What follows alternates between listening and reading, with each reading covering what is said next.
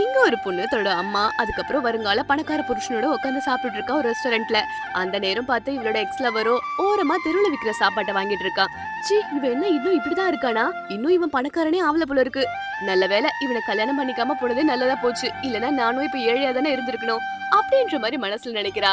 ஆனா அவனோட உயர்வை பத்தி அவனுக்கு தான் தெரியும். ஏன்னா இவங்க 2 பேருக்குமே பிரேக்கப் ஆனதுக்கு பிறகு அவன் பெரிய கோடீஸ்வரனா ஆனது மட்டும் இல்லாம நிறைய ஹோட்டல்ஸ் நிறைய சூப்பர் மார்க்கெட்னு சொல்லி ரொம்பவே பணக்காரனா இருக்கான். இது எதுவுமே இவங்களுக்கு தெரியாம இவனை போட்டு பயங்கரமா கிண்டல் பண்ணிட்டு இருக்காங்க. அதுக்கேத்த மாதிரி இந்த பொண்ணோட அம்மாவும் அவனை பார்த்துட்டு அப்பா நல்ல வேளை இவங்களை பிரிச்சு விட்டது நல்லதா போச்சு அப்படின்ற மாதிரி சந்தோஷமா மனசுல நினைச்சுக்கிறாங்க. இவளை கல்யாணம் பண்ணிக்க போற அந்த புருஷனும் இவனை அசிங்கப்படுத்துறதுக்காகவே அந்த ஹோட்டலுக்குள்ள கூட்டிட்டு போய் அங்க உட்காந்து பேச ஆரம்பிக்கிறாங்க.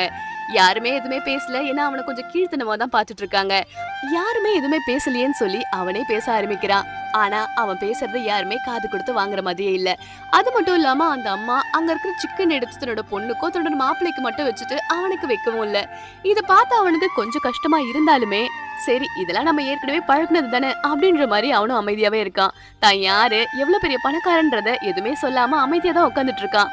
அதுக்கேத்த மாதிரி மறுபடியும் சரி யாருமே பேசலையே நம்மளே பேசலாம்னு சொல்லிட்டு இவனோட பழைய லவ் ஸ்டோரி எல்லாம் அப்படியே கொஞ்சம் கொஞ்சம் பேச ஆரம்பிக்கிறான்.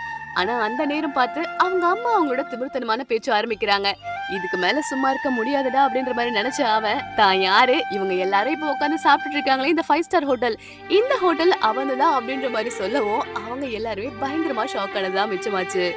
நம்மளுக்கு ஒருத்தவங்களை பிடிக்கலன்னு சொல்லி நம்ம தனியா வந்துட்டாலுமே அவங்க முன்னாடி நம்ம வாயால என்ன வார்த்தை சொன்னாலுமே நடக்காது.